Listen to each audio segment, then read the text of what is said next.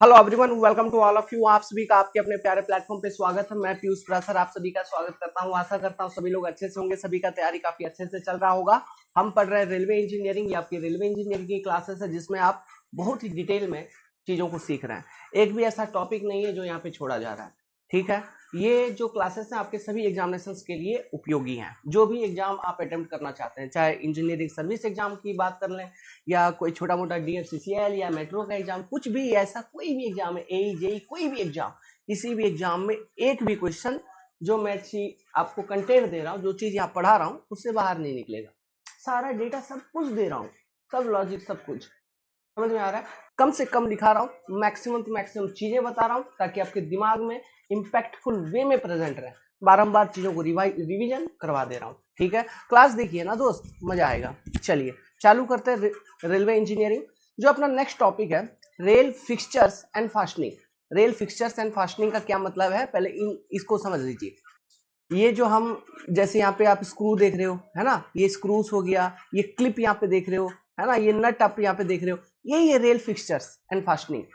मतलब जो हम स्लीपर और रेल को कनेक्ट करते हैं आपस में, तो जो नट बोल्ट स्क्रू वगैरह हम यूज कर रहे हैं, उसी को हम कह रहे हैं रेल फिक्सचर्स एंड फास्टनिंग। जैसे यहाँ पे ये फिश प्लेट हो गया, ये जो आपको दिख रहा है इसको हम बोलते हैं फिश प्लेट। यहाँ पे देखिए फिश बोल्ट्स हैं, ठीक है। यही आपका रेल फिक्सचर्स एंड फास्टनिंग। समझ में आ रहा है। यहाँ पे जैसे आपका वुडन स्लीपर है, वुडन स्लीपर के ऊपर कुछ और है, यहाँ पे एक स्टील का कुछ है, लोहे का, इसको बोलते हैं चेयर। चेयर चेयर मतलब कुर्सी, है ना, चेयर का मतलब कुर्सी। तो चेयर किसके लिए, ये जो रेल है इसके लिए चेयर, मतलब रेल इस चेयर के ऊपर सेट करेगा, बैठेगा। तो ये भी आपका रेल फिक्सचर्स में आ जाता है। तो ये सब चीजें हैं rail fixture and fastening. Fastening मतलब आपका ये नट बोल्ट स्क्रू वगैरह, क्लिप वगैरह, की वगैरह, ठीक है। मैं सब चीजों के बारे में बताऊंगा, कहाँ पे क्या यूज होता है। समझ में आ रहा है। छोटा सा टॉपिक है, लेकिन हो सकता है एक आध दो क्वेश्चन यहाँ से आ जाए। डायमेंशन वगैरह कभी कभी पूछ लेता है। आउटडेटेड टॉपिक है, ठीक है, आजकल पूछना नहीं चाहिए, लेकिन एग्जाम में पूछ लिया जाता है। क्या करें, तो पढ़ना पड़ेगा, है ना। तो पढ़ लिया जाए, कोई दिक्कत नहीं है, अंडरस्टैंड हो जाएगा इजीली। अच्छा, बहुत बच्चों के मन में डाउट रहता है कि सर बुक हम कौन सा फॉलो करें रेलवे इंजीनियरिंग के लिए। तो देखिए my dear friends, my dear दोस्त, जो बुक है, मैं तो एक ही किताब आपको बेस्ट रिकमेंड करूंगा, रंगवाला, ठीक है। ओके, जो बेस्ट बुक है वो आपका रंगवाला का, है ना। दूसरा किताब आता है सतीश चंद्रा। आप इन दोनों में से कोई भी एक किताब यूज कर सकता है। बाकी अगर आप कॉलेज में है अभी, है ना, क्लास में है, सेमिस्टर वगैरह है, तब तो आपको बुक जरूर पढ़ना चाहिए, प्लस हमारे क्लास कंटेंट को आप देख लीजिए। अगर आप कॉलेज में नहीं है, बाहर निकल चुके हैं, कम्पिटेटिव एग्जाम के सिनेरियो में है, देन आपको ये किताब पढ़ने की जरूरत नहीं है my dear friends. Watch our classes, take notes from it, बस सफिशियंट है। समझिए बात को। तो चैप्टर का हेडिंग डालिए रेल फिक्सचर्स एंड फास्टनिंग, और इसके बाद लिखिए rail fixture and fastening are use to keep the rails in the proper position. अपने पोजीशन में रेल रहे ताकि गेज वगैरह मेंटेन रहे, ट्रैक का अलाइनमेंट मेंटेन रहे, है ना। And to set point and crossings पे बहुत सारे रेल फिक्सचर्स एंड फास्टनिंग का यूज किया जाता है। जॉइंट को बनाने के लिए, रेल जॉइंट्स को बनाने के लिए, जैसे यहाँ फिश प्लेट फिश बोर्ड्स का सेटअप आप देख रहे हो, है ना, वहां पर रेल फिक्सचर्स एंड फास्टनिंग का यूज किया जाता है। तो ये सारे ऑब्जेक्टिव हैं। आपको मालूम है रेलवे में जो ट्रैक है, ठीक है, रेलवे ट्रैक्स, इसमें सबसे वीकेस्ट अगर कोई सेक्शन है या वीकेस्ट लोकेशन है तो वो है रेल जॉइंट। इसलिए हमें रेल जॉइंट्स को प्रॉपरली डिजाइन करना बहुत जरूरी है। समझ में आ रहा है। Rail joints are the weakest link in the track. Okay, this should be design properly and maintained regularly. नोट कर लीजिए, rail joints are weakest link in the track, it should be design properly and maintained regularly. ये चीज आप भूलिएगा नहीं। अब देखिए कितने तरह के रेल फिक्सर्स एंड फास्टनिंग हम जनरली यूज करते हैं अपने ट्रैक के ऊपर। ओके, जिनके बारे में हमें पढ़ना है, जिनका नाम हमें आना चाहिए, है ना। पहले एक डेटा लिख लीजिए, एक ओवरव्यू लिख लीजिए ताकि आपको ध्यान में रहे। सबसे पहले आपने देखा जो एक्सपेंशन जॉइंट वगैरह अगर हम बना रहे हैं तो वहां पे हम फिश प्लेट्स यूज करते हैं। एक्सपेंशन जॉइंट्स पे हम क्या यूज कर रहे हैं, फिश प्लेट्स। आप देखिए फिश प्लेट्स का आपको मैंने फोटो दिखाया, फिश बोल्ट का फोटो दिखाया, एक जॉइंट लोकेशन पे, ठीक है। एक जॉइंट कहने का मतलब दो ट्रैक के बीच का मैं बात कर रहा हूँ। जैसे ये एक ट्रैक है, ये एक ट्रैक है, इनको हम कनेक्ट करेंगे फिश प्लेट के माध्यम से।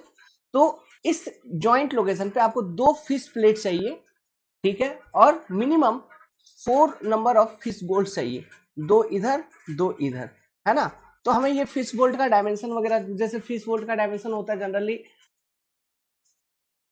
3.2 सेंटीमीटर, है ना। तो ये डायमेंशन वगैरह आप याद रखना। फिश बोल्ट का डाया कितना होता है, 3.2 सेंटीमीटर का डाया होता है। हो सकता है ये एग्जाम में पूछ लेते हैं, जैसे छोटे छोटे जेई का एग्जामिनेशन अगर होता है वहां पे पूछ लेते हैं, है ना। स्पाइक्स वगैरह फिर यूज किया जाता है। Okay, then we have spike. Spike मतलब ये जैसे आप यहाँ पे देख रहे हो, ये जो पहला वाला फोटो हमने आपको फर्स्ट पेज पे, दिस इज स्पाइक, ये आपका स्पाइक है, ठीक है। ये जो स्पाइक है इसमें देखिए स्क्रू जैसा ये थ्रेड भी किया हुआ है, थ्रेडिंग है, तो इसको बोल देंगे स्क्रू स्पाइक। उसी तरह डॉग स्पाइक, बहुत तरह के स्पाइक्स होते हैं, ठीक है। तो ये स्पाइक है, ओके। इसके मदद से हम क्या करते हैं, ये जैसे ये क्या है, ये जो चीज है, ये जो स्टील का आप देख रहे हो या फिर ये जो भी मटेरियल, ये जो भी लोहे का आप देख रहे हो, इसको बोलते हैं चेयर, है ना। इसी को हम बोल रहे हैं चेयर। तो ये जो चेयर है ये किसके ऊपर फिटेड है, चेयर है स्लीपर के ऊपर, ठीक है। चेयर किसके ऊपर है, स्लीपर के ऊपर। और इस चेयर के ऊपर क्या है, रेल। इस चेयर के ऊपर क्या है, रेल। तो यहाँ पे आप स्क्रू स्पाइक को देख रहे हैं, ये इस चेयर को स्लीपर से कनेक्ट कर रहा होगा, सिंपल सी बात है, समझ रहे हो। तो ये स्क्रू स्पाइक हो गया। इस तरह से डॉग स्पाइक होता था। डॉग स्पाइक जो होता था वो फ्लैट फुटेड रेल जो अपना होता था, मैं आपको फोटो दिखाऊंगा समझ जाएंगे। जो अरे यहीं पे तो था अभी पहला वाला एक फोटो, एक मिनट, ये देखिए, है ना, स्पाइक के कैटेगरी में ये देखिए, ये जो स्पाइक है ये कहीं ना कहीं ये जो स्पाइक होगा ये स्क्रू स्पाइक होगा, ठीक है। This is your screw spike. तो देख रहे हैं ये जो चेयर है उसको स्लीपर से कनेक्ट करने के लिए यूज किया गया था। उसी तरह से यहाँ पे वुडन स्लीपर के केस में आप एक बार मैं फोटो को जूम करता हूँ फिर साइड कर लूंगा, आप देखिएगा यहाँ पे, ये देखिए, ये फ्लैट फुटेड रेल है आपका, ये जो रेल है फ्लैट फुटेड है। आप इसका रेल का हेड देखिए, वेब देखिए, फुट देखिए किस तरह से फ्लैट है। तो ये फ्लैट फुटेड रेल को स्लीपर से कनेक्ट करने के लिए यहाँ पे देखिए स्पाइक्स यूज किया गया है। ये जो स्पाइक्स होते थे इसको हम डॉग स्पाइक कहते थे, ठीक है। नाम नाम पे मत जाइए, उसका नाम डॉग स्पाइक, कुत्ता जैसा नाम क्यों रख दिया, नाम पे मत जाइए, है ना। वो बेसिकली ये नेम वगैरह उसका शेप से आता है, ठीक है। और कभी कभी तो ऐसा भी होता है, आप इतिहास में देखेंगे कि नेमिंग के पीछे का कोई लॉजिक ही नहीं होता, कुछ भी नेम दे दिया जाता है, या साइंटिस्ट के नेम के पीछे नेम दे दिया जाता है। इंडियन रेलवे ने भी अपने लेवल पे बहुत तरह के फास्टनिंग्स खुद बनाए, है ना। इंडियन रेलवे के एम्प्लॉय में एम्प्लॉइज ने, जैसे लाइनर, लाइनर में एक मोटा सिंह लाइनर बनाया गया, वो इंडियन रेलवे के एम्प्लॉय थे, उन्होंने बनाया। क्लिप्स वगैरह बनाए गए, है ना, इंडियन रेलवे ने खुद बनाए थे, ठीक है। तो बहुत बहुत तरह के आविष्कार हम लोगों ने खुद भी किया। वेल चलिए, तो आप लिख लीजिए, पहले नाम लिख लीजिए, उसके बाद एक एक चीज हम देखेंगे जो एग्जाम ओरिएंटेड आपको चाहिए, वो सारे पॉइंट्स मैं आपको लिखवाते चलूंगा सभी में से। Spike, dog spike, screw spike, round spike, standard spike, elastic spike, ठीक है। सभी का लॉजिक मैं देते चलूंगा, जो एग्जाम ओरिएंटेड आपको कंटेंट चाहिए, डेटा चाहिए, सभी के बारे में मैं लिखवाते चलूंगा। बोल्ट में से जो बोल्ट होते थे, इसमें बहुत तरह के बोल्ट हम यूज करते थे। डॉग और hook bolt, fish bolt, fish bolt मतलब जो फिश प्लेट में लग रहा है, एक होता है रैग बोल्ट, दूसरा होता है फैंग नट या फिर बोल्ट, है ना, फैंग नट या फैंग बोल्ट हम इसको कहते थे। इस तरह के बोल्ट यूज किए जाते थे। चेयर्स, चेयर्स में cast iron steel cast iron या steel chairs, mild steel and cast iron, slide chair, ये जो कास्ट आयरन स्लाइड चेयर है ये पॉइंट एंड क्रॉसिंग वाले लोकेशन पे यूज होता था। स्लाइड चेयर है ना, स्लाइड देखो, पॉइंट एंड क्रॉसिंग वाले लोकेशन पे क्या है, एक से ज्यादा रेल होता है ना, टंग रेल, लीड रेल। तो क्या होता है, रेल्स को स्लाइड करना होता है, जब स्विच आप करेंगे तो एक कोई एक रेल इधर या उधर होती है ना, समझ में आ रहा है कि नहीं। तो वहां पे चेयर के ऊपर स्लाइड करता था रेल, इसलिए उसको स्लाइड चेयर हम बोलते थे। वो कास्ट आयरन की बनी होती थी तो नाम आ गया कास्ट आयरन स्लाइड चेयर। मैं दिखाऊंगा, फोटो आपको दिखाऊंगा, ठीक है। जितना मैक्सिमम प्रैक्टिकल फोटो हो सकता है संभव हम आपको दिखाएंगे, नॉट वरी। फिर ब्लॉक्स, ब्लॉक्स बहुत तरह के ब्लॉक्स यूज होते थे, मतलब दो रेल के बीच में डिस्टेंस मेंटेन रखने के लिए। जैसे आप ब्रिज लोकेशन पे गार्ड रेल यूज करते हैं, मेन रेल है फिर गार्ड रेल, तो इनके बीच में डिस्टेंस मेंटेन करने के लिए हम कुछ ब्लॉक यूज करेंगे, डिस्टेंस ब्लॉक वगैरह। हिल ब्लॉक वगैरह हम पॉइंट एंड क्रॉसिंग लोकेशन पे यूज करते हैं, है ना। क्रॉसिंग ब्लॉक, चेक रेल्स के बीच में, है ना, मेन रेल और चेक रेल के बीच में जो ब्लॉक आती है चेक ब्लॉक्स, है ना। तो इस तरह से मतलब दो रेल के बीच में एक प्रॉपर स्पेस मेंटेन रखने के लिए, ताकि एक फ्लेंज, है ना, जो व्हील का फ्लेंज है वो इन दो रेल के बीच से आराम से पास हो जाए, इसलिए ब्लॉक्स का इस्तेमाल किया जाता है। मैं दिखाऊंगा आपको, तस्वीरें दिखाऊंगा, फोटो सब कुछ दिखाऊंगा, जो संभव हो सकता है मैं करूंगा, ताकि आप चीजों को अच्छे तरीके से समझ जाए, अच्छे से आपका विजुअलाइजेशन हो जाए, है ना। नेक्स्ट, कीज, की ठीक है, की का यूज किया जाता था। की का कॉन्सेप्ट तो आपको मालूम ही है। की में अलग अलग की होते थे, वुडन की और कास्ट आयरन चेयर, या फिर आया स्टील की या स्टील थ्रो स्लीपर्स के लिए, फिर स्टुअर्ट्स की है, मॉर्गन की है, कॉटर्स। ये देखिए कॉटर के बारे में एक बार तो DFCCL वाले एग्जाम में पूछा ही था। कॉटर्स को यूज करते थे हम किसके लिए? टाई बार को फिक्स करने के लिए स्लीपर से। समझ में आ रहा है? ये जनरली किस तरह के स्लीपर्स में होता था? कास्ट आयरन के स्लीपर्स में यूज होता था। जैसे कि कास्ट आयरन स्लीपर में से मैंने CST9 स्लीपर के बारे में आपको बताया था। तो CST9 स्लीपर में एक स्लीपर में आपको ओवरऑल मतलब एक स्लीपर के सेटअप में आपको 4 क्वार्टर्स का यूज किया जाता था, है ना? आपको ये नंबर पूछा था, कितने नंबर ऑफ क्वार्टर्स यूज होते थे? 4 क्वार्टर्स। क्वार्टर्स क्या है आपको मालूम है? क्वार्टर्स मतलब जैसे मैंने बोला था कि जैसे पंखा टाइट करते हो तो इस तरह का नहीं होता है, तो इसको बाद में फिर अंदर वो छेद में डाल के घुमा देते हैं ताकि जो नट हम लगाएंगे वो नट बाहर ना निकल जाए, है ना? उसी तरह का जो क्लिप होता है उसी को हम क्वार्टर कहते हैं। जैसे जो गर्ल्स होते हैं अपने सर में क्लिप लगाते हैं पतले पतले लोहे के, है ना? वही है क्वार्टर एक तरह का। फिर बियरिंग प्लेट वगैरह हम यूज करते थे, या सैडल प्लेट। अच्छा, ये सैडल प्लेट का लॉजिक तो क्लियर है, मैंने बता ही रखा था। सैडल प्लेट क्यों यूज करते थे? जो हमारे पास स्टील स्लीपर था, याद करो मैंने बताया लॉजिक, स्टील स्लीपर में जनरली जो लग था, ठीक है, लग मतलब क्या है समझ रहे हो? लग, ठीक है, लग के पास या फिर जो रेल सीट होता था जिसके ऊपर रेल बैठता था, वहां पे ड्यू टू लोडिंग वगैरह, है ना, क्रैक, फाइन क्रैक्स डेवलप होते हुए चलता था। और धीरे धीरे जैसे लोड की इंटेंसिटी बढ़ती थी वो क्रैक भी और वाइडन होते चलता था, है ना, मतलब स्ट्रेसेस के कारण। तो हमने क्या सोचा कि वो क्रैक वगैरह ना हो तो कुछ एक्स्ट्रा मटेरियल और डाला जाए, तो सैडल प्लेट का यूज किया जाने लगा, है ना? उसमें स्प्रिंग वगैरह कनेक्टेड होते थे ताकि वो स्प्रिंग वगैरह क्या करते थे, तो जो भी रेल्स के कारण जो भी आपका लोड वगैरह आता था, जो भी वाइब्रेशंस वगैरह आ रहा है उसको एब्जॉर्ब कर लेता था। बस यही चीज है। तो और उस कारण से क्या हुआ, जो स्टील स्लीपर का जो आपका रेल सीट था या लग था उसके अगल बगल क्रैक होना बंद हो गया, तो इसलिए ये सैडल प्लेट्स का यूज किया गया, है ना? और जो स्लीपर में, जो स्टील स्लीपर में इन सैडल प्लेट का यूज किया गया उसको हम बोल दिए saddle type of steel sleepers. मैंने बताया था स्टील स्लीपर के केस में, तो नोट कर लीजिए। चलिए देखिए, फिश प्लेट, है ना, हेडिंग डालिए और इसके बारे में लिखिए, कुछ 2 लाइनें लिखिए। It is use to maintain continuity of rails, है ना, जैसे रेल के एंड पे एक रेल है, समझिए कंटिन्यूटी ऑफ रेल्स मतलब एक रेल आया फिर दूसरा रेल आया, तो इन दोनों के बीच में कंटिन्यूटी मेंटेन करने के लिए तो हम यहाँ पे फिश प्लेट्स कोई के मदद से कनेक्शंस बनाते हैं, है ना? तो it is use to maintain continuity of rails and to provide sufficient space for expansion and contraction of rail due to temperature variation, ये इसका प्राइम ऑब्जेक्टिव है, ठीक है। दूसरा, एट जॉइंट लोकेशन, ये क्या करता है और एक चीज कि दे maintain correct alignment of rails both horizontally and vertically eight joint location.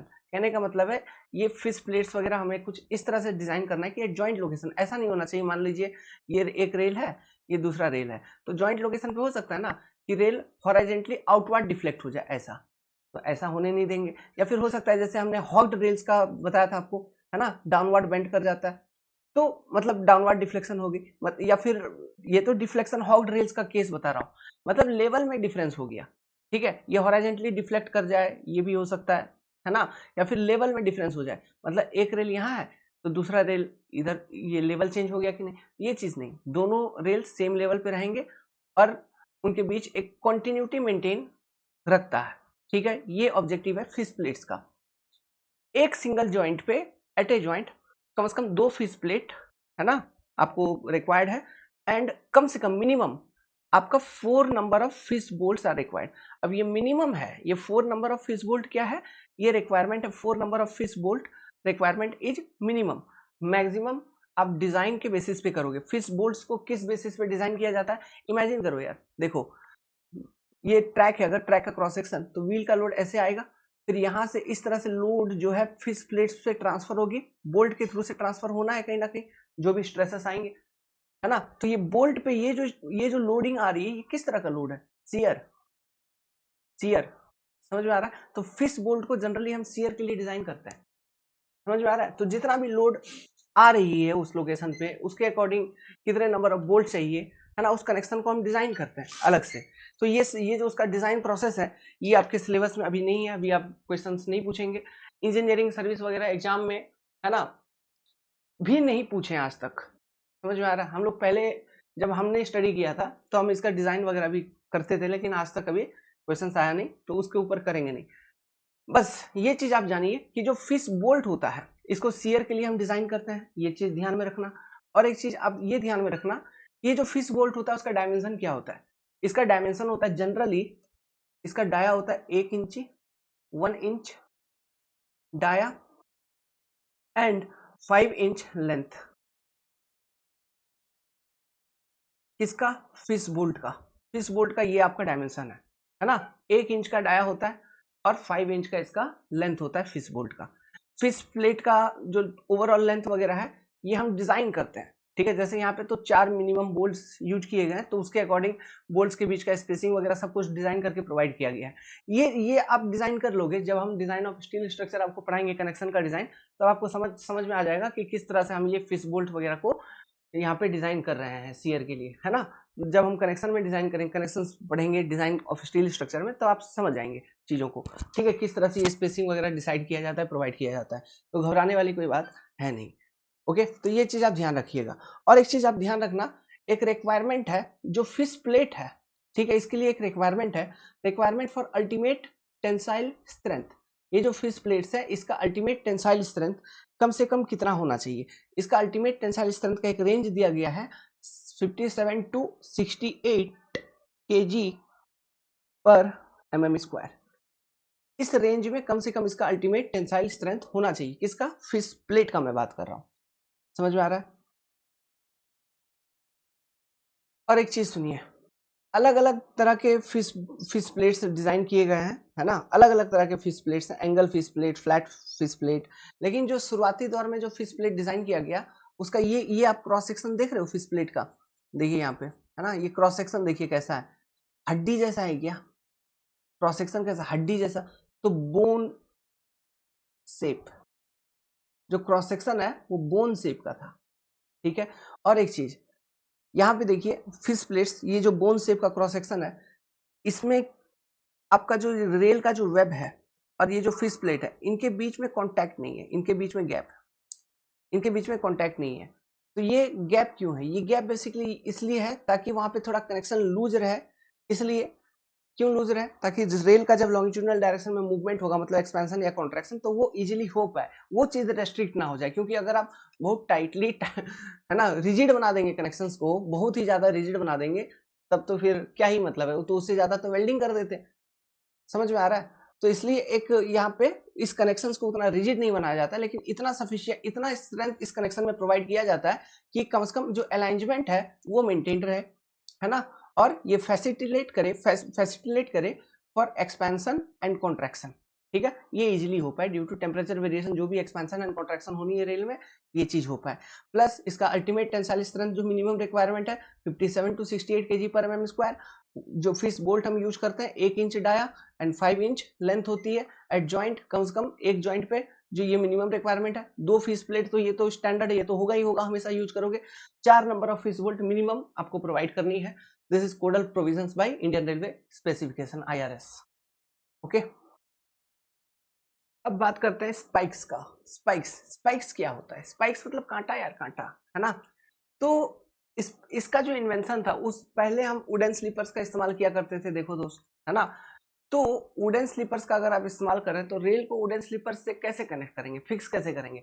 इसके लिए हम स्पाइक्स का यूज करते थे। इसके लिए अलग अलग तरह के स्पाइक्स थे, तो यही इसलिए हम स्पाइक्स का इन्वेंशन किए थे। To hold rails with wooden sleepers various spikes were used. Spikes को आप यूज कर सकते थे विथ और without bearing plate. Bearing plate मतलब समझ रहे हो ना, ये मान लो स्लीपर है, ये प्लान बता रहा हूँ, देखो स्लीपर है, ठीक है। स्लीपर के ऊपर हम डायरेक्टली, मतलब रेल को ना रखते हुए हम क्या करते थे, बियरिंग प्लेट्स को रखते थे, है ना। बियरिंग प्लेट्स, फिर इसके ऊपर वुडन स्लीपर था तो चेयर रखते थे, चेयर वगैरह, फिर इसके ऊपर हम रेल्स को रखा करते थे। तो वही चीज है। ओके, तो विथ और विदाउट बियरिंग प्लेट्स आप स्पाइक्स का यूज कर सकते थे। तो स्पाइक के अंदर जो अपना सबसे पहला टाइप ऑफ स्पाइक था उसको हम बोलते थे डॉग स्पाइक, है ना। तो ये जो डॉग स्पाइक का यूज होता था, आपको ये तो क्लियर है, वुडन स्लीपर्स के लिए हम स्पाइक्स का यूज करते थे, तो इसमें से डॉग स्पाइक, इसका जो यूज था for holding flat footed rails to wooden sleeper. Holding flat footed rails to wooden sleeper. आप यहाँ पे देख रहे हैं, ये आपका स्पाइक है ना, कांटी, एक बड़ा सा कांटी हो सकता है डॉग स्पाइक। आप देखिए कोई कोई एग्जाम में डायमेंशन वगैरह भी पूछ लेता है, इसलिए इसका मैंने जो किताबी डायग्राम है वो मैंने आपको दे दिया है। तो ये आप डायमेंशन याद रखना, ध्यान रखना इसका, अगर डायग्राम बनाना है इसका बना लो, ठीक है। इसका डाया कितना होता था, मतलब डाया क्या, इसका विड्थ, ये वाला आपको बताया जा रहा है, ठीक है। इट इज अप्रोक्सीमेटली 1.6 सेंटीमीटर, ये जो चौड़ाई होती थी, है ना, 1.6 सेंटीमीटर। तो ये इस तरह से इसका रेक्टेंगुलर क्रॉस सेक्शन होता था, समझ में आ रहा है, रेक्टेंगुलर क्रॉस सेक्शन होता था। This is your dog spike. देखिए यहाँ पे आप फिटेड है डॉग स्पाइक, आप देख पा रहे होंगे, फ्लैट फुटेड रेल है, डॉग स्पाइक लगा हुआ है ना। ये आपको bearing plate, this is your bearing plate, इसको क्या बोलेंगे, बियरिंग प्लेट। बहुत अच्छी थी ये, कोई प्रॉब्लम नहीं थी, बहुत अच्छे तरीके से ये रेल को पकड़ लेता था, गेज वगैरह को अच्छे तरीके से मेंटेन कर लेता था। इसको स्लीपर के अंदर डालना और इसको स्लीपर से बाहर निकालना काफी आसान होता था। अरे हम कांटे को कितना इजीली कहीं पे डाल देते हैं और कितना इजीली प्लास की मदद से निकाल लेते थे, है ना। तो उसी तरह से आप समझिए ये है, ठीक है। तो इसको मतलब इस चीज को यूज करना मतलब लगाना और निकालना बहुत इजी होता था, ओके। सॉरी, मैंने आपको उसमें इसका क्रॉस सेक्शन स्क्वायर रेक्टेंगुलर बोल दिया, रेक्टेंगुलर नहीं, ये स्क्वायर है, ठीक है। ये इसका क्रॉस सेक्शन जो है स्क्वायर है, इस तरह से इमेज ली गई है, आपको रेक्टेंगुलर दिखा है, लेकिन generally the cross section is of square, square cross section, square cross section इसका होता था।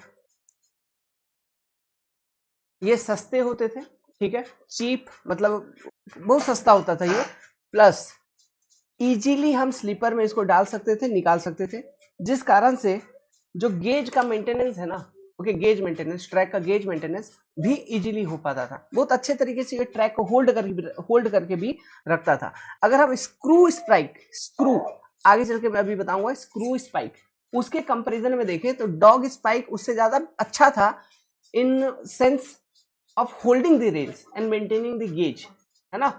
तो in holding the rails and maintaining the gauge dog spike का परफॉर्मेंस स्क्रू स्पाइक से ज्यादा अच्छा था, बेटर परफॉर्मेंस था। लेकिन इसमें एक प्रॉब्लम क्या थी, सबसे बड़ी प्रॉब्लम ये थी, याद करो मैंने वेव थ्योरी बता रखा था। वेव थ्योरी मतलब यहाँ पे एक स्लीपर है, इधर एक स्लीपर है, बीच में मान लो पहिया आया तो ट्रैक इस तरह से बेंड करेगा, कहीं ना कहीं उतना ज्यादा नहीं लेकिन थोड़ा सा, है ना। तो इस ये वेव कॉन्सेप्ट की वजह से क्या होता था, आपका ये जो फिटिंग्स हैं ये लूज हो जाते थे, समझ में आ रहा, ये एक प्रॉब्लम आपको देखने को मिला, इसलिए इस चीज को यूज करना बंद कर दिया गया। यही एक चीज प्रॉब्लम थी, बाकी ये स्क्रू स्पाइक जो हम आगे आपको बताएंगे उससे ज्यादा अच्छा था ये डॉग स्पाइक, सबसे पहले यूज किया गया।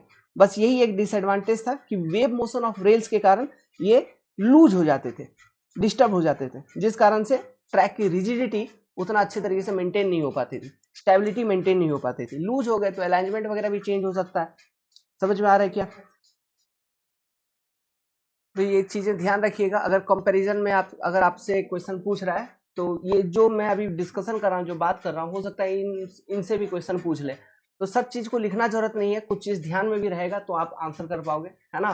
तो एक चीज और याद रखिएगा, देखिए ये जो स्पाइक्स है, जो स्ट्रेट ट्रैक अगर थी, स्ट्रेट ट्रैक, है ना, स्ट्रेट ट्रैक में पर स्लीपर कम से कम हम 4 से 4 to 6 स्पाइक यूज करते थे, ठीक है।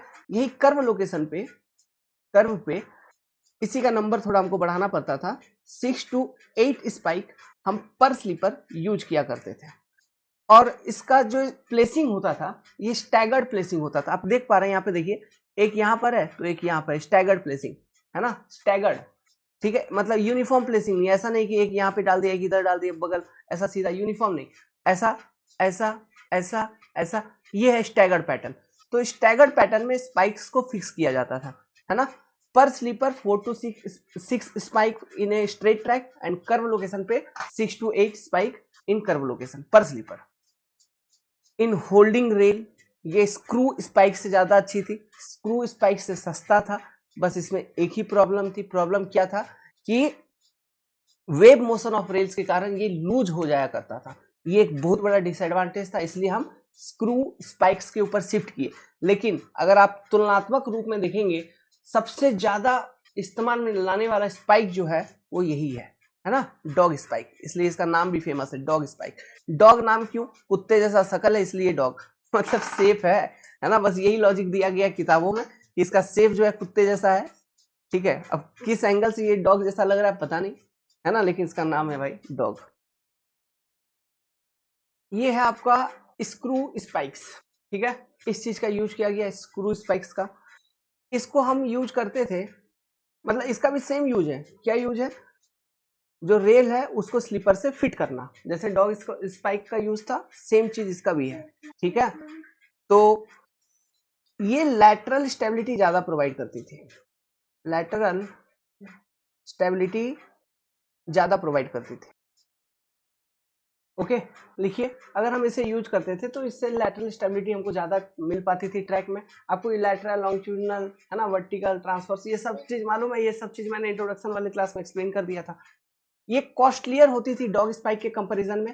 प्लस एक चीज इसमें कि मेंटेनेंस करना डिफिकल्ट था। मेंटेनेंस मतलब गेज में अगर थोड़ा सा चेंज हो रहा है तो आपको मेंटेन करना पड़ेगा। तो मेंटेन करने के लिए स्क्रू है यार, स्क्रू को फिर खोलो, टाइट करो, है ना। अच्छा, स्क्रू को टाइट वगैरह करने के लिए हम एक टूल का यूज करते थे जिसको हम कहते हैं पन्ना। यार पन्ना, पन्ना से टाइप करेंगे, लेकिन उसका नाम एक स्पेशल नेम होता था, बॉक्स स्पैनर।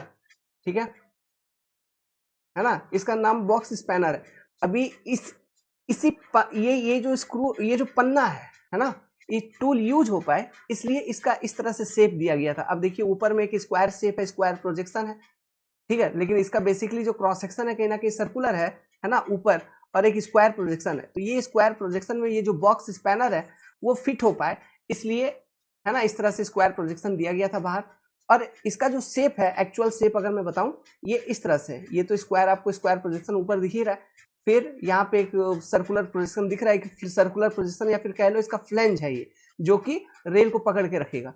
उसके बाद ये जो सर्कुलर है इस तरह से टैपर्ड हुआ करता था। ये कंप्लीटली एक सिंगल क्रॉस सेक्शन का नहीं बल्कि टैपर्ड हुआ करता था, और यहाँ पे इस तरह से थ्रेडिंग है। समझ पा रहे हैं? तो ये टैपर्ड है, टैपर्ड, ये चीज आप ध्यान रखना। प्लस इसको जब हम टाइट करते थे, है ना, जब हम फिट करते थे, तो ऐसा नहीं है कि ये स्क्रू को एकदम बहुत अच्छी तरीके से रेल से टाइट कर दिया, एकदम कस दिया, नहीं। हम जैसे ये फ्लैंज है तो रेल का जो फुट होता था उनके बीच में कहीं ना, मतलब उतना कंप्लीट टाइट हम नहीं करते थे, हम कंप्लीटली टाइट नहीं करते थे, कुछ ना कुछ स्पेस छोड़ दिया करते थे, थोड़ा सा मतलब लूज फिटिंग रखते थे। ठीक है, ऐसा क्यों? एक मतलब लूज फिटिंग रखते थे यहाँ पे, लूज फिटिंग। लूज फिटिंग रखने का पीछे जो कारण था वो ये था, ताकि जो ट्रैक का वेव मोशन, इससे पहले जो हमने डॉग स्पाइक के केस में देखा कि वेव मोशन के कारण, जो ट्रैक का, रेल का वेव मोशन है, उस कारण से डॉग स्पाइक्स लूज हो जाया करते थे। तो इसलिए हम यहाँ पे फिटिंग को थोड़ा लूज रखे, जिस कारण से आपका क्या है, वेव मोशन के कारण आपका ये स्क्रू ढीले नहीं होंगे या निकलेंगे नहीं बाहर, है ना। To counteract the wave motion of the track, sorry, to counteract नहीं, to allow the wave motion of the track, मतलब वेव मोशन हो, वेव मोशन होगा तो ये जो स्क्रू स्पाइक है इसके ऊपर इफेक्ट नहीं होगा, जिस कारण से ये ढीला नहीं होगा। ओके, तो अगर ये डायग्राम आपको बनाना है तो बना के लिख लीजिए, कोई दिक्कत नहीं है ना। तो सब चीज लॉजिक कॉन्सेप्ट ही है, आप यूज कर सकते हैं। ओके, तो loose fitting to allow the wave motion of track, मतलब ट्रैक या रेल लिख लो, वेव मोशन ऑफ रेल, इसको अलाउ करने के लिए। ठीक है, इसको फिक्स किया जाता था box spanner, tool to fix this, है ना, ये टूल है, tool to fix this screw spikes. ये सब चीज पूछ लेता है यार एग्जाम में। अच्छा, बॉक्स स्पैनर का शेप कैसा होता था? टी टी जैसा होता था, एक हैंडल है, एक इधर से रॉड लगा हुआ है ना, यहाँ पे फिर एक खांचा होता था ऐसा। बस ये खांचे को इसमें फिट किया, ये जो प्रोजेक्शन है स्क्वायर प्रोजेक्शन, इसमें फिट किया और घुमा दिया टी से। गैंग वर्कर के पास इस तरह का ये बॉक्स स्पैनर हुआ करता था। उसके बाद और भी 3 अलग अलग स्पाइक थे। आपने ये डॉग समझ लिया, स्क्रू समझ लिया, है ना। इन दोनों के बीच में एक कंपैरिजन मैंने दे दिया। यहाँ से अगर स्टेटमेंट टाइप के क्वेश्चंस अगर आपसे एग्जाम में पूछे जाते तो आंसर कर पाओगे। उसके बाद आया राउंड स्पाइक, स्टैंडर्ड स्पाइक था, और एक था इलास्टिक स्पाइक। देखिए इसके बारे में, जो राउंड स्पाइक था, ये आपको सामने ये फोटो दिख रहा है ना, ये इस तरह से एकदम एक कांटी जैसा, नॉर्मल कांटी जैसा, इस तरह से गोल उसका क्रॉस सेक्शन होता था, और नीचे एक ड्राइविंग, है ना, ड्राइविंग करने के लिए एक नोकीला एंड होता था। तो यही आपका राउंड स्पाइक। इसका जो यूज होता था, इसका काफी लिमिटेड यूज था, इसको स्पेशल लोकेशंस पे यूज करते थे। इसको बेसिकली हम यूज करते थे, जो बुल हेडेड रेल होती थी, ठीक है, बीएच रेल्स, ये ध्यान रखिएगा, एग्जैक्टली सेंटेंस को हो सकता है पूछ ले, तो आप ऑप्शन में दिया होगा तो यही टिक लगाना। बुल हेडेड रेल्स के लिए जो हम चेयर यूज करते थे, ठीक है, उनके चेयर को वुडन स्लीपर से हमको फिक्स करना होता था। तो बुल हेडेड रेल के चेयर्स को वुडन स्लीपर से फिक्स करने के लिए राउंड स्पाइक का यूज किया जाता था। प्लस स्लाइड चेयर एक आती थी। स्लाइड चेयर हम बेसिकली, ये पॉइंट एंड क्रॉसिंग वाला जो लोकेशन है, slide chair basically point and crossing का जो लोकेशन होता था, वहां पे स्लाइड चेयर यूज करते थे, और ये स्लाइड चेयर के ऊपर फिर पॉइंट एंड क्रॉसिंग पे रेल्स फिट करते थे, है ना। तो ये स्लाइड चेयर को वुडन स्लीपर से फिक्स करने के लिए राउंड स्पाइक्स का यूज किया जाता था। तो एग्जाम में ध्यान रखिएगा, basically this round spikes are used to fix chairs to sleeper, है ना, ये चेयर टू स्लीपर के बीच में कनेक्शन बनाती थी, है ना। तो ये चीज आप एक कॉमन इसमें ध्यान रखिएगा। इसके बाद आया आपका स्टैंडर्ड स्पाइक्स। ये बेसिकली जो, ये भी चेयर टू स्लीपर, है ना, ये इसका भी यूज हम करते थे, chair to sleeper, chair to sleeper, ठीक है, इसका भी चेयर टू स्लीपर यूज था। फिर आया आपका इलास्टिक स्पाइक। इलास्टिक स्पाइक का फोटो आप यहाँ पे देख पा रहे हैं, this is a elastic spike. देखिए इसका जो इंट्रोडक्शन किया गया, ये इंडिया में नहीं, ये बेसिकली बाहर विदेशों में इसका इंट्रोडक्शन किया गया था। यूके, अंग्रेजों ने इन सब चीजों का यूज किया था। उस समय अंग्रेज ही शोध कर रहे थे बेसिकली, है ना। तो उन्हीं लोगों का ये रिसर्च था। जो वेव मोशन के कारण जो डॉग स्पाइक लूज हो जाती थी, वेव मोशन ऑफ रेल्स के कारण जो डॉग स्पाइक लूज हो जाता था, उस प्रॉब्लम को ओवरकम करने के लिए ये इस तरह का स्पाइक यूज किया गया। इसमें इलास्टिक इसका नाम क्यों दिया गया, देखिए इस तरह से जो ये जो मोड़ दिया गया, तो ये एक स्प्रिंग एक्शन यहाँ पे प्रोवाइड करती है।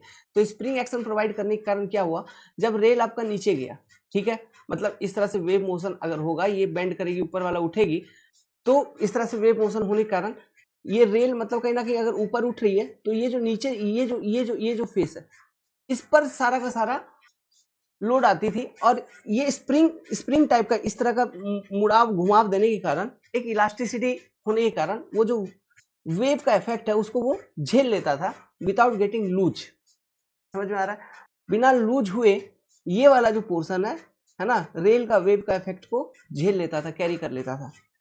समझ में आ रहा है, ये एब्जॉर्ब कर लेता था, जो वेव मोशन था रेल का, उसके कारण जो भी लोड वगैरह आ रही थी, उसको ये चीज एब्जॉर्ब कर लेती थी, और ये लकड़ी से निकलता भी नहीं था, लूज भी नहीं होता था। ये इसका एक एडवांटेज था, है ना। तो बेसिकली जो डॉग स्पाइक का डिसएडवांटेज था, उसको एलिमिनेट करने के लिए इस तरह का स्पाइक बनाया गया, जिसको यूज करते थे। तो इसका भी काम वही है, रेल टू स्लीपर फिक्स करना, रेल टू स्लीपर फिक्स करना, इसका भी सेम काम है, ठीक है,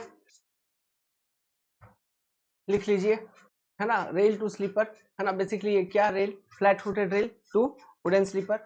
और डॉग स्पाइक का जो डिसएडवांटेज था उसको एलिमिनेट किया, एब्जॉर्ब। और क्या डिसएडवांटेज था, वेव मोशन ऑफ रेल के कारण जो डॉग स्पाइक लूज हो जाती थी, उस चीज को ये एलिमिनेट करने में सक्सेस रहा, है ना। एब्जॉर्ब करता था वेव मोशन को, वेव मोशन ऑफ रेल को विदाउट गेटिंग लूज, ठीक है। बस इसी के साथ आपका स्पाइक वाला टॉपिक खत्म हो गया। अब हम देखते हैं बोल्ट। अब हम बात करेंगे बोल्ट्स के बारे में। तो देखिए सबसे पहले डॉग और हुक बोल्ट का इस्तेमाल है। इसका इस्तेमाल कहाँ किया जाता था, ब्रिज के ऊपर, ओके, ब्रिज के ऊपर गर्डर और स्लीपर के बीच में कनेक्शन बनाने के लिए डॉग और हुक बोल्ट का इस्तेमाल किया गया। अब यहाँ से देखिए इसका नाम डॉग क्यों आया, अब आप समझ पाएंगे। देखिए चेहरा देखिए, इसका फेस देखिए, हाँ कुत्ते की शक्ल जैसा है, इसलिए इसका नाम दे दिया डॉग। नहीं है डॉग की शक्ल जैसा, देखिए, हाँ, है ना, इसलिए इसका नाम दे दिया गया डॉग। उसी तरह डॉग स्पाइक, ओके। तो याद रखिएगा, डॉग और hook bolts are used to make connection between girder and sleeper over bridges,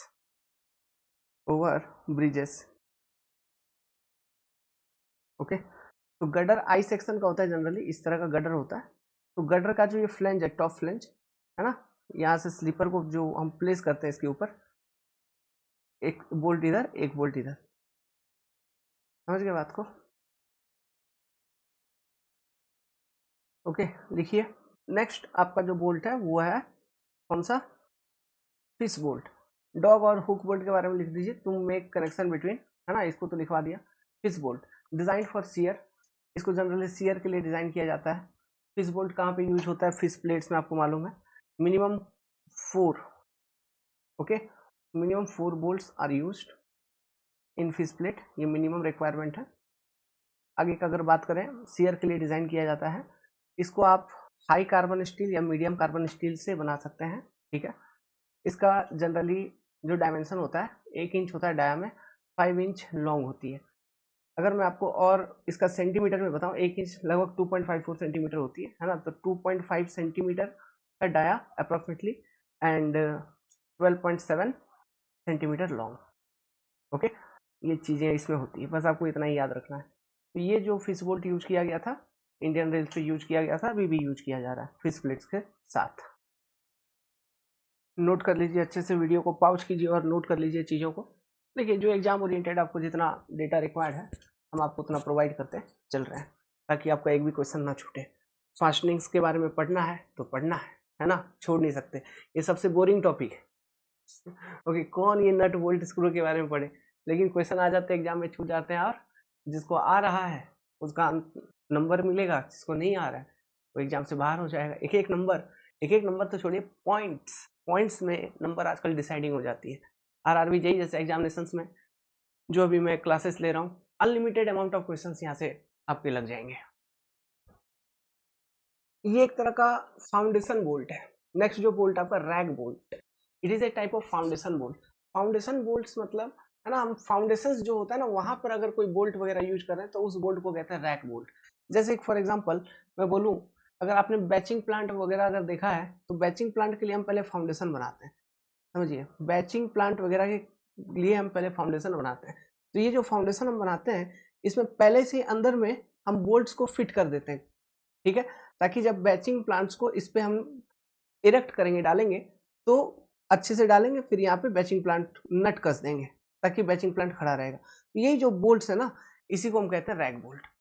समझ में आ रहा है? Foundation bolts, it is a type of foundation bolt. तो इंडियन रेलवे में इसका कहाँ यूज होता था, बताएंगे अभी?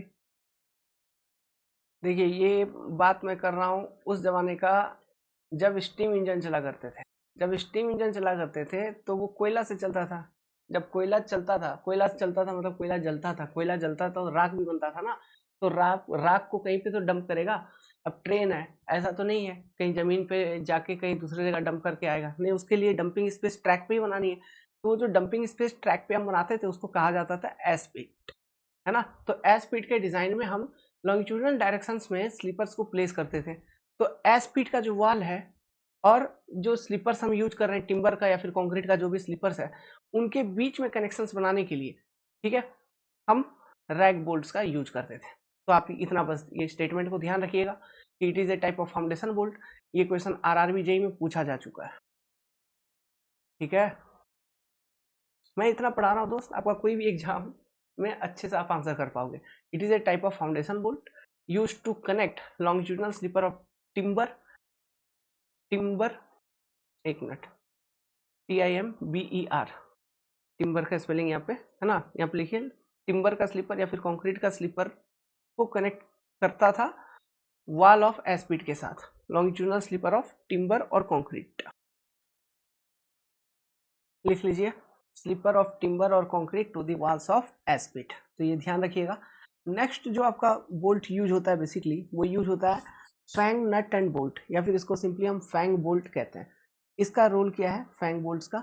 इसका रोल है जो चेयर्स है, ठीक है, चेयर्स टू स्लीपर के बीच में कनेक्शन बनाना, ठीक है।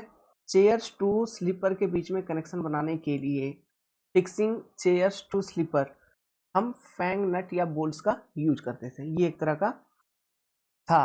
This was alternative to round spike और स्क्रू स्पाइक। मैंने आपको बता रखा था कि हम चेयर टू स्लीपर के बीच में कनेक्शन बनाने के लिए हम यूज करते थे राउंड स्पाइक, ठीक है, या स्क्रू स्पाइक को भी कभी कभी यूज करते थे, स्क्रू स्पाइक। तो इसका अल्टरनेटिव बनाया गया ये फैंग बोल्ट्स। तो ये काफी इफेक्टिव था, है ना, डेफिनेटली काफी इफेक्टिव था चेयर को स्लीपर से फिक्स करने में। तो फिर इसका यूज उतना क्यों नहीं हुआ, इसका उतना ज्यादा यूज नहीं किया गया, क्यों? इसको फिक्स करना और रिमूव करना इजी नहीं होता था, इट वॉज डिफिकल्ट। समझ में आ रहा है? Because fixing and removal of fang bolts are difficult, so generally it was not so much used in practically, so much use in real fields, है ना। आपको इसका फोटो दिखाता हूँ मैं, समझ जाएंगे। लिख लीजिए इसको, आप वो नोट भी, वो सेंटेंस जो मैंने बोला उसको बना के लिखना है तो लिख लीजिए। ये देखिए यहाँ पे, ये this is fang bolt, fang bolt दिखा आपको, है ना। ये उसका एक बेसिक डेमो टाइप का पीस है जो रियल रेलवे में यूज किया जाता था, ये समझ गए। This is your fang bolt. तो इसी के साथ आपका बोल्ट वाला टॉपिक हो गया समाप्त। अब हम देखेंगे चेयर। अब जो हमारा टॉपिक है, it is your chairs. Chairs के बारे में मैंने बता रखा था, जैसे कि नेम सजेस्ट करता है, ये कुर्सी है। कुर्सी किसके लिए था? देखिए, फ्लैट फुटेड रेल्स को चेयर्स की जरूरत नहीं पड़ती थी।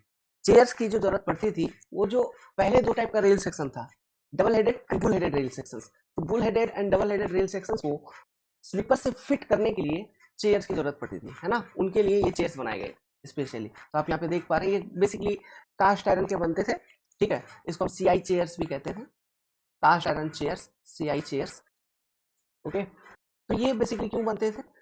To fix, okay, to fix double headed and और bull headed rail sections to sleeper, okay.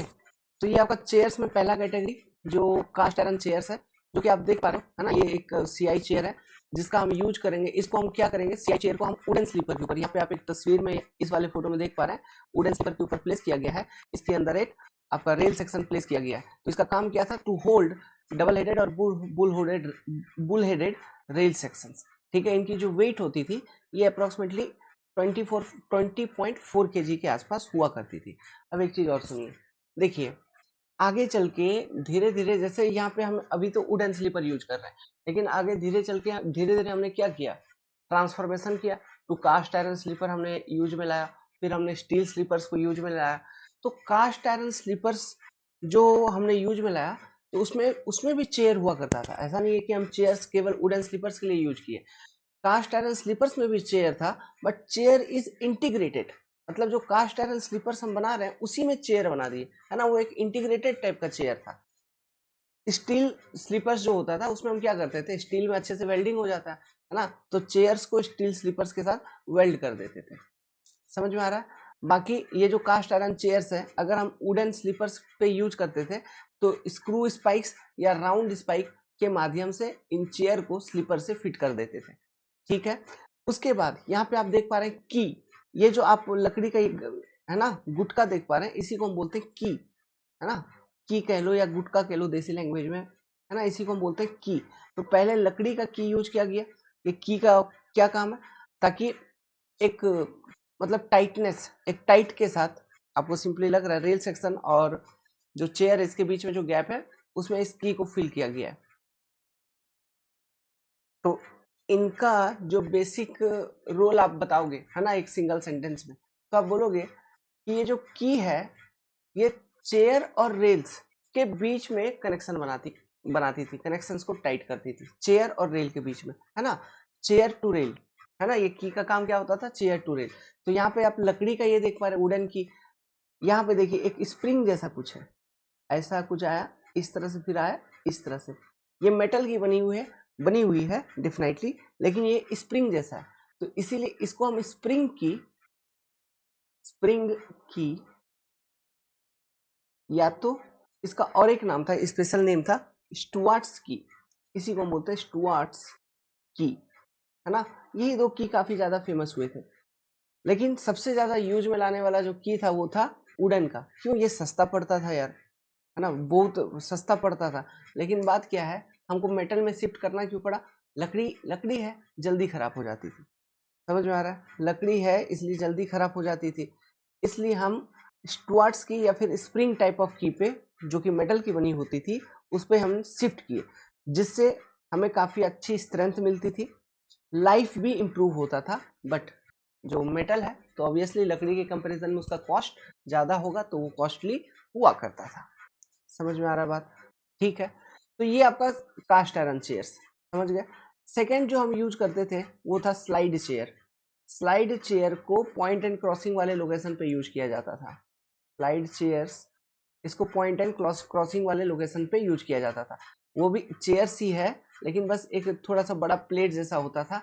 और आज के टाइम पे भी हम इस तरह के प्लेट्स को यूज करते हैं, है ना, इस तरह के चेयर्स को यूज करते हैं पॉइंट एंड क्रॉसिंग्स वाले लोकेशन पे। आप आज भी प्लेट्स को देखेंगे, वहां पे प्लेट फिट किए जाते हैं, ताकि रेल जो है, जैसे एक रेल इधर से आया, एक टंग रेल वगैरह होता है, तो वो इन प्लेट्स के ऊपर स्लाइड करेगा ना, इसलिए इस तरह के चेयर्स को हम बोलते हैं स्लाइड चेयर, जिसका इस्तेमाल आज हमने बैठाया है, हमको मालूम है। वो सब उतना डीप डेप्थ में आपसे क्वेश्चन नहीं पूछेगा, वो सब जो पीवे इंजीनियर्स हैं उनका आइटम है ना। तो स्लाइड शेयर, अब बस ये ध्यान रखिए स्लाइड शेयर यूज किधर करता है, तो ये पॉइंट एंड क्रॉसिंग्स वाले लोकेशन पे यूज किया जाता है। पॉइंट एंड क्रॉसिंग्स, क्रॉसिंग, ठीक है। और एक तरह का चेयर होता था जिसका नाम है compound chair. Compound chair, compound chair का यूज तब होता था जब आपको, आपका ये मेन रेल है, ठीक है, this is your main rail. अब इसके बगल में अगर आपको चेक रेल्स वगैरह यूज करना था, है ना, चेक रेल, तो दो तरह का रेल, एक तो आपका मेन रेल जा ही रहा है, दूसरा अगर बगल में आप चेक रेल भी लगाते हैं, तो इसके लिए आपको compound sleeper sorry compound chair का यूज करना पड़ता था, ठीक है।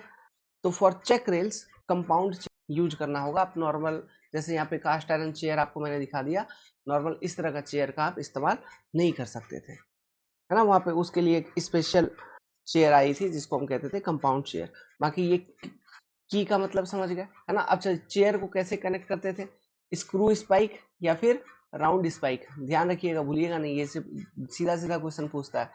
किस तरह का की था? लकड़ी का की था, मेटल का की। मेटल का की जो स्प्रिंग टाइप का है उसको हम स्प्रिंग की या स्टुअर्ट की कहते थे। इन दोनों में से सस्ता कौन? लकड़ी वाला। स्ट्रेंथ किसका अच्छा? मेटल का। लाइफ किसका अच्छा? मेटल का। समझ में आ रहा है? ओके, ये सेकंड वाला जो चेयर मैंने बोला आपको, स्लाइड चेयर, स्लाइड, है ना, साइड नहीं, स्लाइड चेयर, बहुत लोगों को कंफ्यूज हो जाता होगा। मैं आपको इसका भी फोटो दिखा देता हूँ, देख लो यार।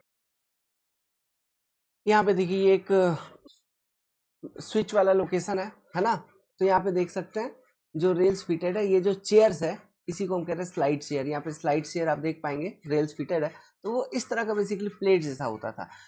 स्विच वाले लोकेशन पे बेसिकली दो तरह के रेल होते हैं, एक को हम कहते हैं स्टॉक रेल, जो कि मेन रेल आ रही होती है। दूसरा ये जो रेल्स आपको दिख रहा है ना, ये जो पतले पतले रेल्स दिख रहे हैं, ठीक है, तो ये पतले हैं, है कि नहीं, पतले हैं, बहुत धारदार होते हैं भाई, है ना, बहुत पतले होते हैं, पतला होते हुए जाता है, फिर एक नॉर्मल थिकनेस, जो नॉर्मल रेल सेक्शन है उसका थिकनेस को ये अटेन करता है, बहुत धारदार होता है ना। समझ में आ रहा है? तो ये स्टॉक रेल आपको दिख रहा है, ये स्टॉक रेल, ये स्विच रेल, या फिर इसी को हम टंग रेल भी कहते हैं। तो स्विच रेल जो है, सॉरी स्टॉक रेल जो है, इसको तो अच्छे तरीके से कनेक्ट कर दिया जाता था प्लेट पे, लेकिन ये जो आपका टंग रेल है या फिर स्विच रेल है, ये जो स्लाइड प्लेट है, इसके ऊपर आगे पीछे स्लाइड करता था। समझ में आ रहा है? इसका पूरा का पूरा डिटेल सेटअप हम लोग पढ़ेंगे पॉइंट एंड क्रॉसिंग में, टेंशन वाली बात नहीं है, सब चीज बताऊंगा, है ना। ये स्ट्रेचर बार क्या है, सब चीज बताऊंगा, एवरीथिंग। आजकल तो इलेक्ट्रॉनिक पॉइंट मशीन आ गई है, आपने सुना होगा अभी जो बालेश्वर ट्रेन एक्सीडेंट हुआ है उड़ीसा के अंदर, वहां पे लोग ब्लेम कर रहे हैं, किसके ऊपर ब्लेम डाल रहे हैं कि इलेक्ट्रॉनिक पॉइंट मशीन आपका खराब हो गया था, है ना, वो रिस्पॉन्ड नहीं किया ठीक से, तो ब्लेम बेचारा मशीन के ऊपर जा रहा है पूरा का पूरा। ओके, वेल हम लोग डिस्कस करेंगे ये पॉइंट एंड क्रॉसिंग्स के बारे में, बहुत अच्छे तरीके से पढ़ेंगे, सारा का सारा पूरा डिटेल पढ़ेंगे। यहाँ पे देखिए हिल ब्लॉक, ठीक है, ये जो बीच में ये जो ब्लॉक्स है इसको हिल ब्लॉक बोला जाता है, इनका यूज किया जाता है कि नहीं, सब चीज पढ़ेंगे। लिख लीजिए ब्लॉक्स क्या है, बता ही दिया था अभी। When two rails run very close to each other, as in case of check rails और गार्ड रेल्स, है ना। चेक रेल्स जैसे हम कर्व लोकेशन पे प्रोवाइड करते हैं या फिर लेवल क्रॉसिंग वगैरह प्रोवाइड करते हैं। गार्ड रेल्स ब्रिजेस पे प्रोवाइड किया जाता है। Small blocks are inserted between two rails, between two TW, between two rails and bolted to maintain the required distance. इन्हीं को हम ब्लॉक्स कहते हैं। जैसे पॉइंट एंड क्रॉसिंग पर अभी आपने देखा हिल ब्लॉक, है ना, उसी को डिस्टेंस ब्लॉक भी कहते हैं, तो हम यूज करते हैं। वेल नाउ कीज, कीज को हम कहाँ पे लगाते थे? रेल्स और चेयर के बीच में एक कनेक्शन हम देते थे। जैसे कि आपने वुडन की देखा, या फिर हम जैसे स्प्रिंग की, या फिर उसी को हम कहते थे स्टुअर्ट्स की यूज करते थे। और एक की आया था बाद में जिसको हम कहते थे मॉर्गन की। ठीक है, मॉर्गन की आप इसके बारे में लिख लीजिए थोड़ा सा। और एक की आया था मॉर्गन की। ठीक है, आपको स्टार्टिंग में मैंने आपको लिस्ट में लिखवाया भी था मॉर्गन की। ये इसकी जो लंबाई होती थी 18 सेंटीमीटर होती थी, 18 सेंटीमीटर लॉन्ग। ठीक है, मॉर्गन की ऐसा की था जिसको 3 अलग-अलग तरह के स्लीपर्स के लिए यूज किया जा सकता था। सीआई चेयर्स, सीआई चेयर्स के लिए, सॉरी, सीआई चेयर्स के लिए यूज किया जा सकता था, स्लीपर्स नहीं, चेयर के लिए सीआई चेयर्स। फिर प्लेट स्लीपर्स के ऊपर भी यूज किया जाता था, plate sleepers. And steel sleeper में भी यूज किया जा सकता था। ठीक है, इसको मॉर्गन नामक व्यक्ति ने अपने नाम पे पेटेंट करवाया था, इसलिए इसका नाम पड़ गया मॉर्गन की। ओके, ये काफी अच्छा था, है ना, काफी यूज में आने वाला की था। इसको लेफ्ट राइट कहीं भी आप लगा दीजिए, सेम की को लेफ्ट साइड लगा दीजिए, मतलब लेफ्ट वाले रेल पे या राइट वाले रेल पे कोई फर्क नहीं पड़ता, दोनों जगह फिट हो जाता था, है ना। लाइट वेट होती थी, ज्यादा वेट नहीं होता था इसका, लाइट वेट। ओके, बस ये सब कुछ कुछ बातें। मेन चीज आपको यही सेंटेंस पूछेगा, क्या? Use to fix rails to chair, ये सेंटेंस आपको ध्यान रखना है ना। ब्लॉक्स का काम क्या है? एक रिक्वायर्ड डिस्टेंस को मेंटेन करना दो रेल्स के बीच में, जैसे चेक रेल और मेन रेल के बीच में, है ना, या स्टॉक रेल और टन रेल जो हमने अभी पॉइंट एंड क्रॉसिंग वाले लोकेशन पे देखा, है ना, वहां पर डिस्टेंस ब्लॉक यूज किया जाता है। अब बात आती है क्वार्टर्स एंड टाई बार। देखिए, ये क्वार्टर्स के बारे में आपका एग्जाम में पूछ चुका है क्वेश्चन। ठीक है, ये एग्जाम का ही क्वेश्चन है। तो क्या रोल था, मैंने आपको बता रखा था। जैसे कास्ट आयरन के स्लीपर होते थे, पॉट स्लीपर होते थे, या फिर CST 9 वाला जो स्लीपर होता था, वो दो अलग अलग पीसेस में यूज होते थे, है ना। तो ये बेसिकली कास्ट आयरन स्लीपर्स को टाई बार से करता था। ठीक है, क्वार्टर क्या करता था, ये एक तरह का पिन है, ये है क्वार्टर आपका, है ना। इस तरह के पिन अलग अलग तरह के होते थे, है ना, ये आपको एक दिख रहा है सामने। ओके, तो ये क्या करता था, cast iron sleepers, sleepers and tie bar के बीच में, okay, cast iron sleeper are type and tie bar are connected to each other, are connected to each other। मैंने बोला था आपको, जैसे पंखे में वो पिन लगाते हैं ना, उसी तरह का पिन होता है, देख रहे हैं आप। बस यही स्टेटमेंट एग्जाम में पूछता है ना, और कुछ नहीं, इससे इससे ज्यादा बस और कुछ है ही नहीं इसमें। और क्या पढ़ेंगे इसमें कि ये इसका शेप ऐसा होता है, ये टेपर्ड शेप का होता है, वेज शेप का होता है, इसमें ऐसे स्प्लिट होता है, यही सब चीजें, है ना। तो वो सब चीजें एग्जाम में आपसे पूछेंगे नहीं। इसका पर जैसे यहाँ पे आप देख ही पा रहे हैं बियरिंग प्लेट्स को। ये जो बियरिंग प्लेट्स होता था बेसिकली, इसको हम यूज किस पे करते थे? फ्लैट फुटेड रेल्स को अगर हम वुडन स्लीपर के ऊपर प्लेस करते थे, तो डायरेक्टली ना प्लेस करके हम बियरिंग प्लेट्स का इस्तेमाल जनरली लिया करते थे। समझ में आ रहा है? इसका इस्तेमाल क्यों करते थे? ताकि जो प्रेशर डिस्ट्रीब्यूशन है वो एक यूनिफॉर्मली प्रेशर डिस्ट्रीब्यूशन हो पाए। अगर जो स्लीपर है, वुडन स्लीपर, वो अगर सॉफ्ट वुड का है, तो उसमें क्या होता था, रेल धस जाता था, है ना। तो इसलिए, ताकि ये रेल धसे नहीं सॉफ्ट वुड में, इसलिए हमें वहां पर एक मेटल सरफेस प्रोवाइड करते थे, ताकि वो स्ट्रेसेस को कैरी कर पाए और स्ट्रेस के इंटेंसिटी को कम कर पाए और स्लीपर पे डाले, मतलब प्रेशर डिस्ट्रीब्यूशन कर पाए। ठीक है, तो बियरिंग प्लेट्स का यूज करते थे। Okay, below rail over wooden slippers,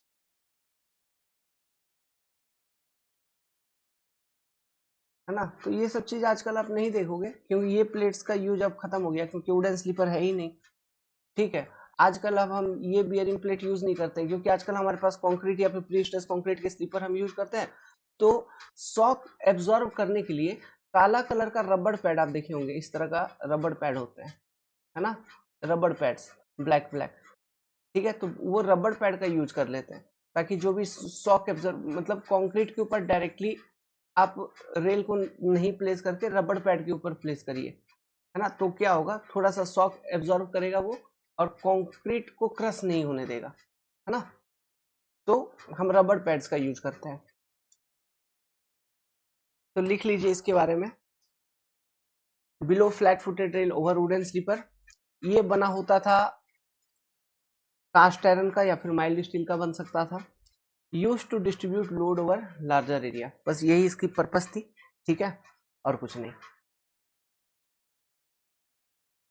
एक चीज और ध्यान रखिएगा, अगर आप ये बियरिंग प्लेट्स का इस्तेमाल करते थे, एक चीज है, कॉन्सेप्ट है, मैंने इसका नाम भी ले रखा है, एडजिंग ऑफ स्लीपर, है ना, Edjing of sleeper. Edjing of sleeper करने का मतलब है कि रेल को हम टिल्ट करके प्लेस करें। तो अगर हम बियरिंग प्लेट वगैरह का यूज करें तो हमें एडजिंग ऑफ स्लीपर करने की जरूरत नहीं थी। क्यों? ये जो बियरिंग प्लेट्स है, इसी में वो स्लोप प्रोवाइड कर दिया गया था, जो हम स्लीपर में एडजिंग करके स्लोप प्रोवाइड करते हैं आज के टाइम पे, यही स्लोप बियरिंग प्लेट में प्रोवाइड कर दिया गया था। उस चीज को बोला जाता था कैंटिंग ऑफ प्लेट्स, है ना। तो ये प्लेट्स ऑलरेडी कैंटेड होते थे, एक कैंट प्रोवाइड किया जाता था इसमें, है ना, कैंट मतलब slope, canting of plates is done. और वो कैंट कितने का होता था? 1/20 का, मतलब ये जो स्लोप होता था 1/20 का होता था, ठीक है।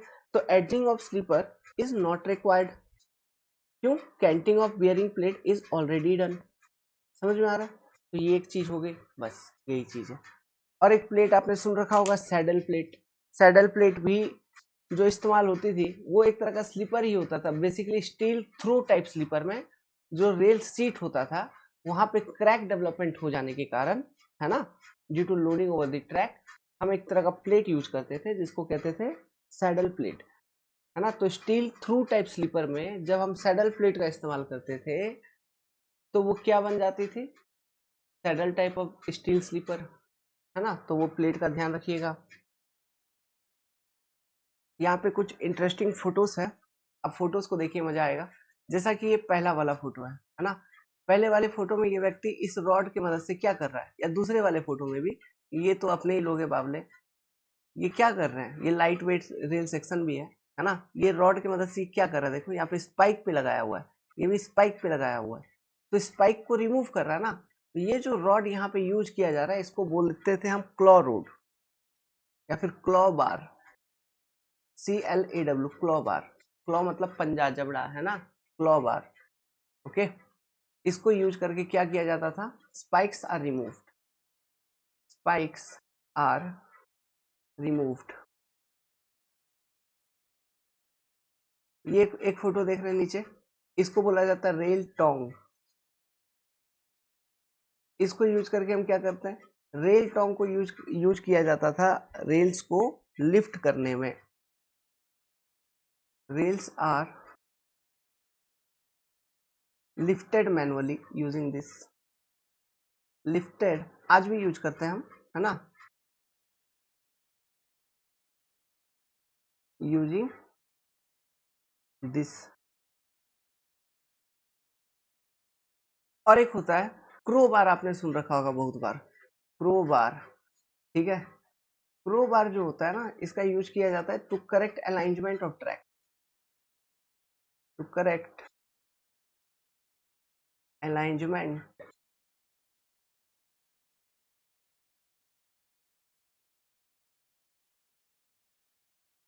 आप इस तरह के एक तो इक्विपमेंट एक देखे हैं, देखिए इस तरह का पंजा टाइप का रहता है ऐसा, फिर और एक रॉड निकला होगा ऐसा, फिर और एक गया होगा ऐसा, फिर बीच में और एक डाल दो ऐसा, है ना, ऐसा, इस तरह का, फिर ये आप, है ना, इस तरह का पंजा टाइप का रहता है।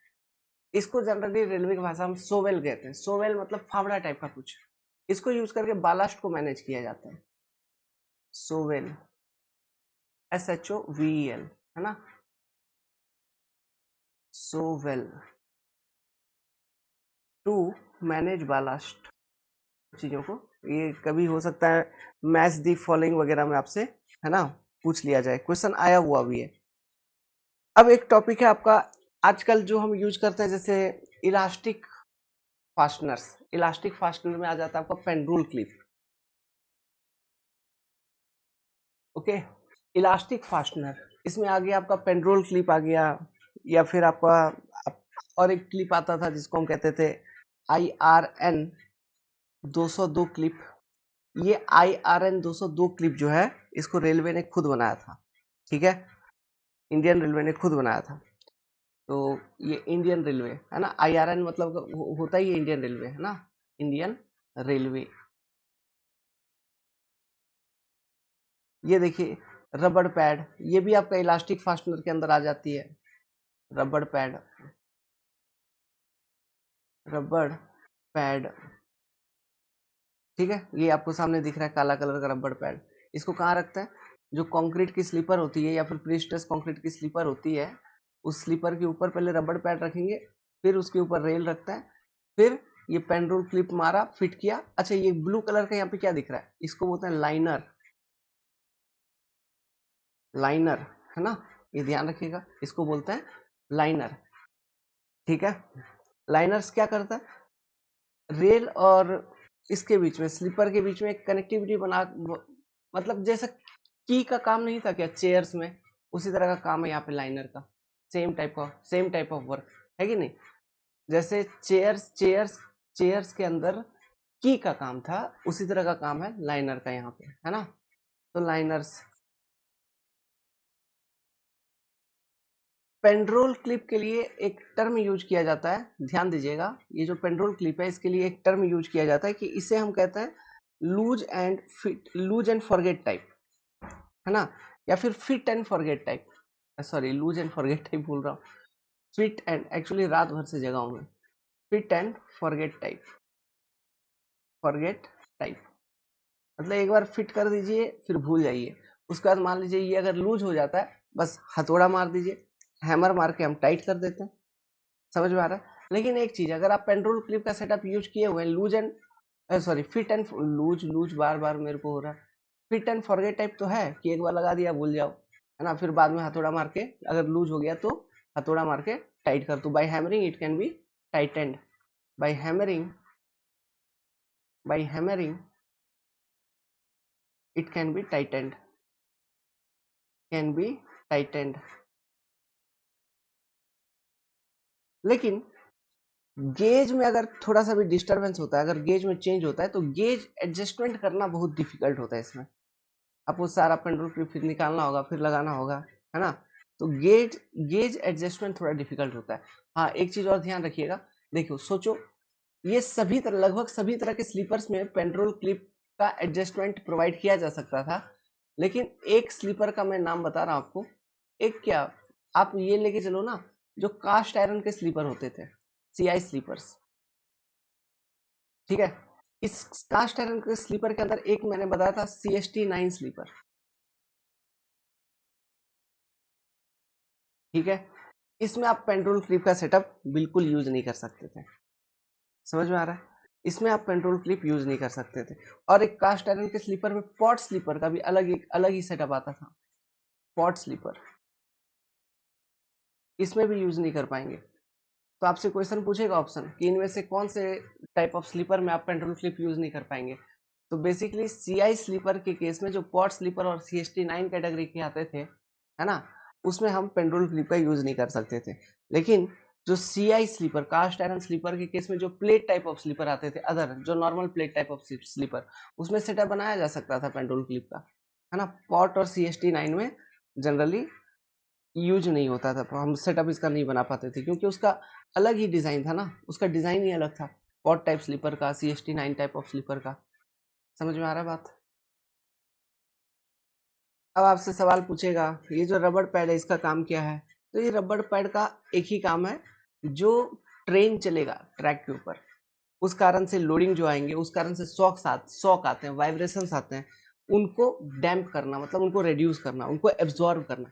तो absorb, shock and dampens the vibration, जो भी शॉक लोडिंग आ रहा है उसको एब्जॉर्ब करना, और वाइब्रेशंस जो आ रहा है उसको, उसके इंटेंसिटीज को रिड्यूस करना, डैम्प करना, है ना। तो absorb shock and damp dampen the vibrations, vibrations लिख लीजिए आप। ये रोल था रबड़ पैड का, जो कि आज भी हम यूज करते हैं इसको, है ना। रबर पैड्स इसको बोलते हैं, रबर पैड्स। और कहीं ना कहीं ये लोड को यूनिफॉर्मली डिस्ट्रीब्यूट करने में ओवर द स्लीपर मदद करता है।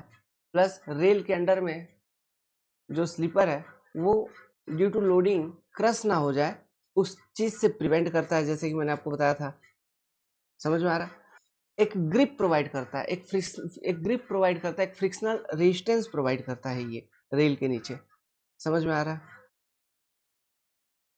और एक मेन इसका रोल बता रहा हूं, देखिए ये रबड़ का बना हुआ है, इंसुलेटर है,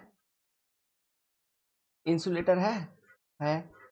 तो इंसुलेटर है, इसलिए ये कहीं ना कहीं रेल और स्लीपर के बीच में एक इंसुलेशन का भी काम करता है, ठीक है। It provide electrical insulation between rail and sleepers, ये भी इसका एक पर्पस था। ओके, इसका जो थिकनेस जनरली होता है, ये ज्यादा नहीं, 4 to 5 mm, मतलब आप मान के चलो आधा सेंटीमीटर का थिकनेस होता है ना। 5 mm मान के चलो, 5 mm की इसकी थिकनेस होती है रबड़ पैड्स की, आधा सेंटीमीटर का इसका थिकनेस होता है। Okay, with this we have completed our this chapter, this topic. Rail fastenings का टॉपिक आपका खत्म हो गया। मैक्सिमम जितना चीज पॉसिबल था उतना मैंने डिस्कस किया है, कवर किया है आपके एग्जाम पॉइंट ऑफ व्यू से, है ना। नेम वगैरह और जिससे रिलेटेड, मतलब किसी भी चीज से रिलेटेड जो भी टॉपिक चाहिए, जो भी पॉइंट्स चाहिए थे, वो हमने डिस्कस किए हैं। आपके एग्जाम में जो भी क्वेश्चंस आएंगे अप्रोक्सीमेटली इसी कंटेंट्स में से आएंगे, है ना। और क्वेश्चंस आपके सभी सॉल्व हो जाएंगे, बस यही है, प्रोवाइडेड आपने अटेंटिवली क्लास को देखा है। समझ में आ रहा है। अच्छा, एक चीज, एक क्वेश्चन मेरे को याद आ रहा है, एक्चुअली मैंने देखा था रिसेंटली, जो डॉग स्पाइक का डायमेंशन पूछा था एक एग्जाम में, डीएफसीसीएल के एग्जाम में डॉग स्पाइक का ओवरऑल डेप्थ पूछ लिया था, ठीक है। और वहां पे जो ऑप्शन, करेक्ट ऑप्शन उन्होंने कंसिडर किया था, वो करेक्ट ऑप्शन उन्होंने कंसिडर किया था 120.6 mm। ये चीज ध्यान रखिएगा, डॉग स्पाइक का क्या डेप्थ, है ना। ये चीज पूछ लिया था एक बार एग्जाम में, डीएफसीसीएल का एग्जाम था उसमें पूछ लिया था। समझ में आ रहा है। बाकी सब चीज आप सॉल्व कर लेंगे इजीली। जितना चाहिए था वो तो डिस्कस किया, एक्स्ट्रा भी डिस्कस कर लिया जहां से क्वेश्चन फ्रेम हो सकते थे, ठीक है। कैसी लगी क्लास? अगर अच्छी लगी हो तो लाइक कर दीजिएगा। Thank you very much. Next topic हम लोग करेंगे, एक छोटा सा क्लास आएगा, बालास्ट के ऊपर एक डिस्कशन करेंगे, और फॉर्मेशन से रिलेटेड थोड़ा सा मैं डिस्कशन कर दूंगा। उसके बाद अपन चलेंगे अपना जो मेन चैप्टर है, ज्योमेट्रिक डिजाइन, ठीक है। उसके बाद पॉइंट एंड क्रॉसिंग, उसके बाद फिर आएंगे और 2-3 चैप्टर स्टेशन यार्ड से रिलेटेड कुछ कुछ चीजें डिस्कस करेंगे, सिग्नल से रिलेटेड, होम सिग्नल क्या है, स्टेशन सिग्नल क्या है, इन सब चीजों को डिस्कस करेंगे। इसी के साथ आपका रेलवे इंजीनियरिंग खत्म हो जाएगा, और मोटा मोटी 4 से 5 दिन मान के चलिए, उसके अंदर हम रेलवे इंजीनियरिंग आपको खत्म कर देंगे। एयरपोर्ट फिर एक दिन का सवाल है, 1 या 2 दिन लगेगा मैक्सिमम एयरपोर्ट में, एयरपोर्ट खत्म हो जाएगा। फिर ट्रैफिक इंजीनियरिंग चालू कर देंगे जल्द से जल्द। All the best.